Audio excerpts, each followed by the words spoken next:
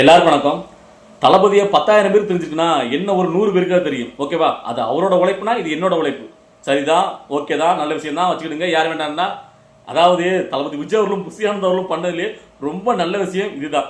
So இன்னைக்கு நான் எந்த டாபிக் பற்றி பேச போறேன்னு கேட்டிங்கன்னா, தாடி பாலாஜி அப்படிங்கிறவரை தமிழை வச்சுக்கிறதுக்குள்ள சேர்க்காம உள்ள விடாம இப்போ ஒதுக்கி வெளியே அனுப்புறாங்கல்ல, அது ரொம்ப ரொம்ப நல்ல விஷயம், வரவேற்கப்பட வேண்டிய விஷயம். அதாவது ஏன்னு கேட்டீங்கன்னா, ஒரு அரசியல் இயக்கத்தை எப்படி கட்டமைக்கணும், எப்படி வளர்ச்சி பாதையில கொண்டு போகணும் அப்படின்னு நினைக்கிறவங்க இப்படிப்பட்ட விஷயங்களை பண்ணுவாங்க. ஏன்னா தேவையில்லாத கலைகள் இது இருந்தா கட்சிக்கு பாதிப்பு நினைச்சா அதை உடனடியாக அகற்ற வேண்டியது தலைமையோட கடமை. ஸோ அதை தான் கரெக்டாக பண்ணியிருக்காங்க. தெரியாதனமா இவர் உள்ள விட்டாங்க, அப்புறம் வெளியே அனுப்பிட்டாங்க. அதாவது தளபதி விஜய் அவர்களே தன்னுடைய ரசிகர்களை எவ்வளோக்குள்ள கஷ்டப்பட்டு மக்களுக்கு நிர்வாகிகளாக மாற்றி இப்போ அடுத்த கட்டமா ஒரு அரசு கட்சியில அவர் வந்து பார்த்தீங்கன்னா ஒழுங்குபடுத்தி அநாகரிகமாக இந்த சமூக வலைதளங்களில் இந்த சினிமாக்காண்டி சண்டை போட்டு அப்படி இப்படி இருந்தவங்கள இல்லப்பா இப்படிலாம் பேசக்கூடாது, ஒரு அரசியல் இயக்கம்னா இப்படி நம்ம நடத்துக்கணும், இப்படி வந்து பெச்சூட்டியார் நடத்துக்கணும்னு சொல்லி அவர் கட்டமைச்சு கொண்டு போயிட்டு இருக்காரு. மற்ற அரசியல் கட்சி மாதிரி இல்லை. சரியா? இப்படி அந்த அளவுக்கு ஒரு நாகரிகமா அதை வளர்த்து கொண்டு போயிட்டு இருக்க நேரத்தில் சரி அவருக்கு சினிமா வட்டாரத்தில் எவ்வளோ பேர் தெரியும் விஜய் அவருக்கு, அவங்களாம் விட்டுட்டு இந்த தாடி பாலாஜியை மதிச்சு ஒரு பொறுப்பு சின்ன பொறுப்பு கொடுத்து பார்த்தாங்க. ஆனா அந்த எப்படி தக்க வச்சுக்கணுங்கிற அருமை தெரியாம நீர் என்னத்தனம் பண்ணாரு, நேரா போயிட்டு தளபதி விஜயோடைய அந்த புகைப்படத்தை போட்டோவை நெஞ்சில பச்சை குத்துனார். நான் அப்பவே இதை வன்மையை கண்டிச்சேன். இந்த மாதிரி ஆள்லாம் அரசியல் கட்சிக்கு தேவையில்லாது, இவர் வந்து இந்த கட்சியை வளர விட மாட்டாரு, தேவையில்லாத இது கலை இதெல்லாம் தேவையே கிடையாது அப்படின்னு நான் வன்மையை கண்டிச்சிருந்தேன். என்னுடைய வீடியோக்களை பார்த்தவங்களும் தெரிஞ்சிருக்கும். ஸோ நாம சொன்னதை கரெக்டாக புரிஞ்சுக்கிட்டு, அதாவது தளபதி விஜய் அவர்கள் புஷியானந்த் அவர்களும் இன்னைக்கு அவரை வந்து பார்த்தீங்கன்னா வெளியே அனுப்பியிருக்குது, அவர் முக்கியத்துவம் இல்லாமல் அவரை ஒதுக்கி இருக்குது. ரொம்ப ரொம்ப நல்லது தமிழை வச்சுக்கிறதோட வளர்ச்சிக்கு. அதாவது ஒரு அரசியல் கட்சியில் உங்களுக்கு ஒரு பொறுப்பு கொடுத்தாங்கன்னா அந்த அரசியல் கட்சி எப்படி மக்களே கொண்டு போய் சேர்க்கணும்னு இருக்குல்ல, அதுக்குண்டான நீங்க வளர்ச்சி பாதையில அதில் எடுக்கணும். அது தெரியலையா, மேலத்து என்ன சொல்றாங்க அதை மட்டும் செஞ்சுட்டு போலாம்.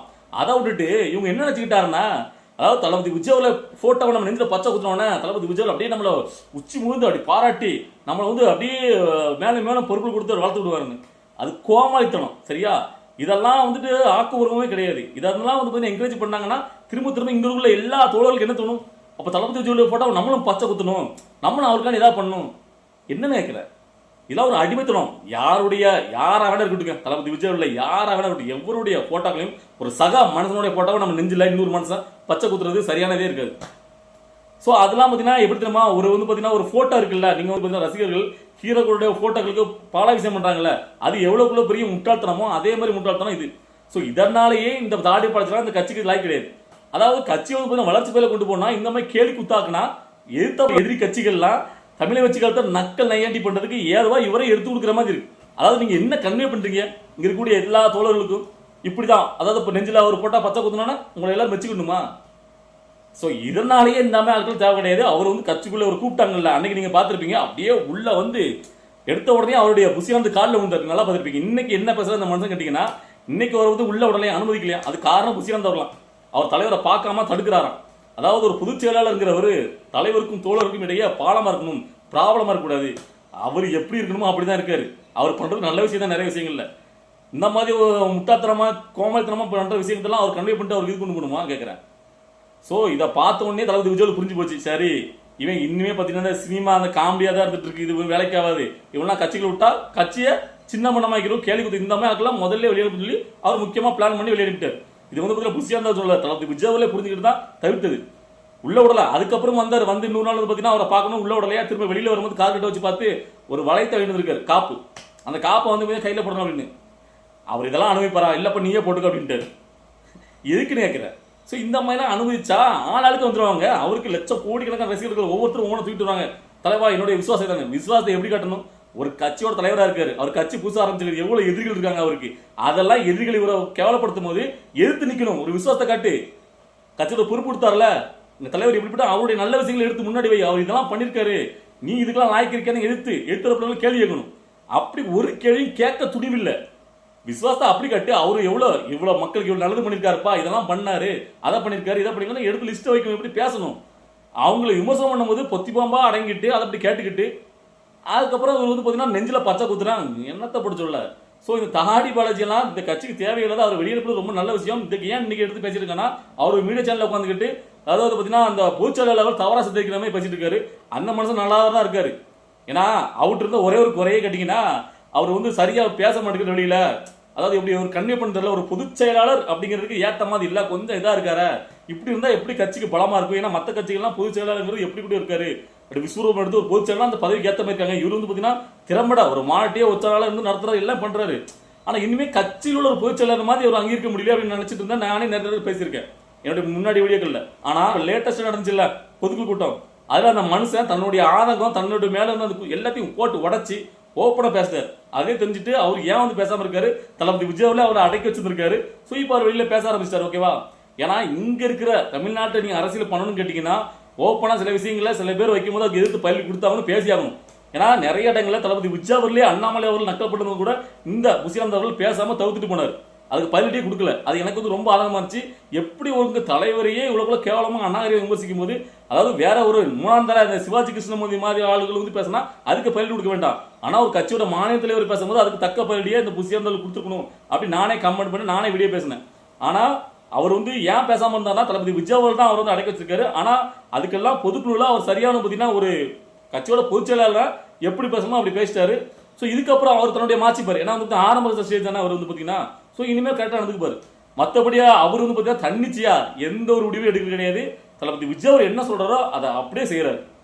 ஸோ எல்லாமே தளபதி விஜயோடைய ஆணைப்படி நடந்துட்டு இருக்கு. இங்க புசியாந்தாவெல்லாம் எதுவும்லாம் ஒன்றும் சொல்லலை, நல்லா புரிஞ்சுக்கணும். தாடி பாலாஜியை வெளியே போக சொன்னது தளபதி விஜய் அவருடைய அறிவுறுத்தல் பேர தவிர தன்னிச்சையா புசியானந்தவரெல்லாம் போயிட்டுனா ஒரு முடிவெடுத்து ஒரு பார்க்க விடாம பண்ணல, நல்லா புரிஞ்சுக்கணும். ஏன்னா ஒரு லட்சம் என்னன்னு அவர் தெரிஞ்சு போச்சு.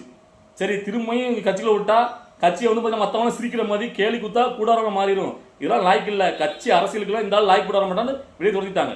அவ்வளோதான், ஒரு சின்ன சாம்பிள் பார்த்தாங்க, முடிஞ்சு போச்சு. யாருக்குன்னா இங்கே வந்து பார்த்தீங்கன்னா இந்த பாலாபிஷேகம் பண்ணோம் அதை பண்ணோம் இதை பண்ணணும் ரசிகர் மனப்போக்கில் இருந்தாங்கள கஷ்டப்பட்டு சரி பண்ணி ஒரு அரசியல் இயக்கமாக அவங்கள மாற்றிட்டு வராரு. திரும்பி உள்ள வந்துட்டு நெஞ்சில் பச்சை குத்தா அதை பச்சை குத்தா. ஸோ இந்த ஆளுக்கு நான் ரொம்ப நாளாக பள்ளி கொடுக்க நினச்சேன். இவரை வெளியே அனுப்புனது ரொம்ப சரியான விஷயம். கலைகள்லாம் உடனே எடுத்துடணும், அப்போ தான் மற்றெல்லாம் நல்லா வளரும். சரி, இன்னைக்கு நான் இதுக்கப்புறம் எதை பற்றி பேச போகிறேன்னு கேட்டிங்கன்னா, இன்னைக்கு ஒரு வீடியோ ஒன்று பார்த்தேன். ஸோ அந்த எச்சைக்கு ஒரு பதில் கொடுக்கணும்னு நினைக்கிறேன். அதாவது யாருன்னா அது பேர் கூட சொல்ல நான் விரும்பல, அது ஒரு ஆபாச எச்சை. ஓகேவா, நான் ஃபோட்டோ கட்டுறேன் பார்த்துடுங்க, இதுதான். ஓகேவா, ஸோ இது வந்து பார்த்தீங்கன்னா அப்படி தளபதி விஜயாவில் ரொம்ப ஆபாசமாக ரொம்ப கீர்த்தனமாக எப்போவுமே இப்படி தானே பேசும். சரியா, இதெல்லாம் யாரும் கண்டுக்கவே கிடையாது. ஏதோ ரோட்டை ஏதோ நாய் கத்திட்டு சொல்லிட்டு எல்லாரும் கண்டுக்காம போவோம். ஓகேவா, இருந்தாலும் பேசின ஒரு 2 டைலாக் மட்டும் எனக்கு சிரிப்பு வச்சு அதுக்கு ஒரு பயிர் கொடுக்கணும்னு நினைச்சேன். அதாவது எங்கள் தாத்தா கலைஞர்னு 10 தடவை அது மேடையில் கத்துறாரு இந்த எச்ச. ஓகேவா, எனக்கு என்ன தோணுச்சுன்னா, தாத்தா கலைஞர்னா அப்போ உங்கள் பாட்டி யாரு, ராஜதி அம்மாளா இல்லை தாயால் அம்மாளா இல்லை கேட்குறேன். தாத்தா கலைஞர் எங்கள் அண்ணன் ஸ்டாலின் அப்படிங்கிறீங்க, என்ன கணக்கில் வருது, முரண்பாடா இல்லையா? எனக்கு இதை வந்து ரொம்ப நாளாக இந்த ஆள்கிட்ட கேட்கணும்னு தோணிட்டு இருந்துச்சு. அதை மட்டும் தான் கேட்கணும். மற்றபடி இந்த ஆள் கதறதுக்கு தளபதி விஜயாவில் பற்றி எழுதி பேசுறதுலாம் பதிலடி கொடுக்க வரல. ஏன்னா நாம பதிலடி கொடுக்கணும்னா அதுக்கு ஒரு லெவல் இருக்கணும், அதுக்கு ஒரு தகுதி இருக்கணும். அந்த தகுதி எதுவுமே இது கிடையாது. ஓகேவா, சரி, அதனால இதெல்லாம் கடந்து போகலாம். ஸோ இதெல்லாம் ஒரு இதே கிடையாது. ஸோ அதுக்கப்புறமா யாருன்னு கேட்டிங்கன்னா, இதுவுமே இந்த சிவாஜி கிருஷ்ணமூர்த்திக்கு தம்பி அண்ணனும் தெரில அந்த லெவலுக்கு, அதாவது ரொம்ப அதிகமாக ஆபாசம் பேசக்கூடியது தான் இந்த பைல்வான் ரங்கநாதன். யார் தெரியுதுல்ல, அதாவது இங்கே உள்ள நடிகைகளுடைய அந்த புற வாழ்க்கை அந்தரங்க வாழ்க்கை அது இதுன்னு அவங்கள பற்றி பெண்களை பற்றி, அதாவது அவங்களுடைய வாழ்க்கையில் என்னமோ அதெல்லாம் எடுத்து வச்சு பேசி யூஸ்க்காண்டி காசுக்காண்டி அப்படி புலப்பட்டு இந்த பைல்வான் ரங்கநாதன் இப்போ வந்து பார்த்தீங்கன்னா தளபதி விஜய் வந்து பார்த்தீங்கன்னா கடுமை விமர்சிச்சா அந்த நான் வீடியோக்கள் சில நான் பார்த்தேன். ஸோ அதெல்லாம் பார்க்கும்போது அதாவது திமுக கைகூலிகளாக இங்கே இந்த சினிமா வட்டாரத்தில் எவ்வளோ பேர் இருக்காங்க அப்படிங்கிறத நீங்கள் தெரிஞ்சுக்கணும். அதாவது அவ்வளோ பேர்கிட்ட இத்தனை பேரும் பார்த்தீங்கன்னா வாங்கி தின்னுட்டு இருக்காங்க. இன்னைக்கு தான் அவங்களுடைய உண்மையான முகம்லாம் தோல் வச்சு காட்டப்படுது. இந்த அளவுக்கு அதாவது திமுக முட்டு கொடுத்துருக்கு மறைமுகமா இப்போதான் நம்மளுக்கு தெரிய ஆரம்பிக்குது. ஸோ அந்த வகையில் நிறைய லிஸ்ட் நீண்டுட்டே போகுது. தளபதி விஜய் அவர்கள் ஒரு மாபெரும் சத்தியம் வந்த உடனே அங்கே முடியல திமுகவுக்கு. ஸோ அவரை கட்டுப்பட்டுருக்கு. அதே சினி ஃபீல்டில் உள்ளவங்க வச்சு அவர் வந்து மட்டம் தட்டுற மாதிரி அவர் ஒன்றுக்கு லாய்க்கல இந்த மாதிரி பேச வைக்கிறாங்க. ஸோ அப்படி நிறைய பேரை பார்த்துட்டு இருக்கோம். ஸோ சிவாஜி கிருஷ்ணமூர்த்தியே மாதிரி தான் இந்த பைல்வான் ரங்கநாதனும். ஸோ அதனால இந்த ஆட்களை விட்டுறலாம். அடுத்த கட்டமாக போனோம்னா புதுசாக நிறைய லிஸ்ட் வந்துச்சுல அந்த சினிமா ஃபீல்டு வந்து புதுசாக இறந்துருக்காங்க கேட்டிங்கன்னா, அதாவது சத்யராஜ் வந்து தளபதி விஜயாவில் எதிராக விமர்சனத்தை நிறைய வைக்கல. இருந்தாலும் அவர் வந்து மரண முட்டா கொடுத்துருக்காரு. அதை பார்த்தோன்னே எனக்கு குபிர் சிரிப்பு வந்துச்சு. என்ன சொல்லியிருந்தான்னு கேட்டிங்கன்னா, அதாவது முத்துவேல் கருணாநிதி ஸ்டாலின் அப்படின்னு ஒரு பேர் இருக்கு. ஆக்சுவலாக அவருக்கு இன்னொரு பேர் கூட இருக்கு, முதுகெலும்புள்ள களப்பொரளி ஸ்டாலின் அப்படிங்கிறாரு. நான் கேட்குறேன், அப்படி முதுகெலும்புள்ள களப்பொரளியா அவர் என்னென்ன பண்ணியிருக்காரு கொஞ்சம் லிஸ்ட் போட்டிங்கன்னா சரியா இருக்கும். அதாவது இந்த இருமொழி கொள்கை இருக்குல்ல, இதை காலங்காலமாக பண்ணிட்டு இருக்காங்க. அதனால அதெல்லாம் ஒரு விஷயம் கிடையாது. நீட் தேர்வுன்னு ஒன்று இருந்துச்சுல்ல, நீட் தேர்வை ஒழிக்கிறதுக்கு இவங்க வந்து வரதுக்கு முன்னாடி ஒரு அறிக்கை இருந்தாங்களா, இவங்க தேர்வு வைக்கல, அந்த ரகசியங்கள் தான் தெரியும், நாங்கள் அதை ஒழிச்சிடுவோன்னு. அதை ஒழிச்சாங்களா? இந்த சத்யராஜ் ஏன் இப்படி செம்பு பிடிக்குன்னு கேட்குறேன். ஏன் இந்த முரட்டு முட்டு இல்லை எதுக்குன்னு கேட்குறேன். இல்லை ஆரம்பத்தில் அந்த புரட்சி தமிழ் சத்யராஜ் கொடுத்துருந்தாங்க, அந்த பட்டத்தை தயவு செஞ்சு இவர் கொடுத்துருக்கே தேவையில்ல போல. அந்த அளவுக்கு அவங்களுடைய பொண்ணுக்கு இந்த கட்சியில் எப்படியாவது ஒரு எம்எல்ஏ ஒரு எம்பி வாங்கிருக்கு இந்த மனசை எந்த அளவுக்கு கட்டப்பா இப்படி மண்டி போட்டு கிடைக்கியப்பா அப்படிங்கிறத நமக்கு தோணுச்சு. அந்த அளவுக்கு நேத்து பயங்கரமா பேசியிருக்காரு. சரி ரைட்டு, அவருடைய மகளுக்கு ஒரு சீட்டுக்கு மண்டி போட ஆரம்பிச்சிட்டாரு அப்படின்னு புரியுது. ஸோ அதை இந்த இடத்துல சொல்லணும்னு நினைச்சேன். அதுக்கப்புறமா நம்ம நிறைய கதைகள் பார்க்குறோமா, ஸோ அதனால யோசிச்சு ஓனா தோணும் போது தான் பல்லு கொடுக்க முடியுது. ஸோ இதை பார்த்துட்டு இருக்கும்போது இன்னைக்கு நான் பேசுன வீடியோக்கு இல்லை. ஸோ உங்களுக்கு என்ன தோணுது, நான் பேசுன கருத்துல ஏதாவது மாற்று கருத்து இருக்கு இல்லை இது அப்படி எதா இருந்தாலும் உங்களுடைய கருத்துல கமெண்ட்ல பதிவு பண்ணுங்க. பாய்.